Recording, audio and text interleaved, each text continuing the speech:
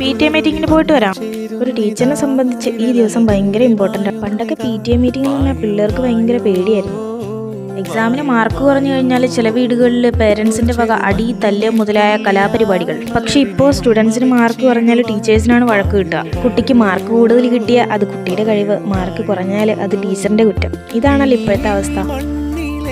ടീച്ചേഴ്സിന് ഇതിൽ ഒരു പരിധിവരെ പങ്കുണ്ടെങ്കിലും എല്ലാ കുറ്റങ്ങളും ടീച്ചേഴ്സിൻ്റെ തലയിലേക്ക് വെച്ച് തരുന്ന ചില പേരൻസും ഉണ്ട്.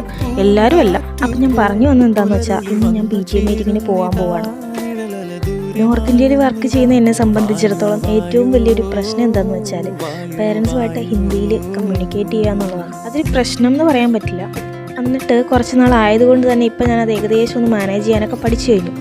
സ്കൂൾ വാനിലാണ് നമ്മൾ സ്കൂളിലേക്ക് എത്തുന്നത്. ക്ലാസ്സിലെത്തിക്കഴിഞ്ഞ് ചെറിയൊരു പണി എന്താണെന്ന് വെച്ചാൽ ക്ലാസ് റൂം ചെറുതായിട്ടൊന്ന് അറേഞ്ച് ചെയ്യാനുണ്ടായിരുന്നു. ഫയൽസ് എല്ലാം അറേഞ്ച് ചെയ്യാനുണ്ടായിരുന്നു. ഇവിടെ സാധാരണ PTA മീറ്റിംഗ് രാവിലെ തന്നെയാണ് വെക്കാറ്. കാരണം വർക്കിംഗ് ആയ പേരൻസ് സ്കൂളിൽ വന്നിട്ട് അവരുടെ വർക്കിനും പോകാം. 12 മണിയോടുകൂടി PTA മീറ്റിംഗ് കഴിഞ്ഞപ്പോൾ ഞങ്ങൾ ഫുഡ് കഴിക്കാനിരുന്നു.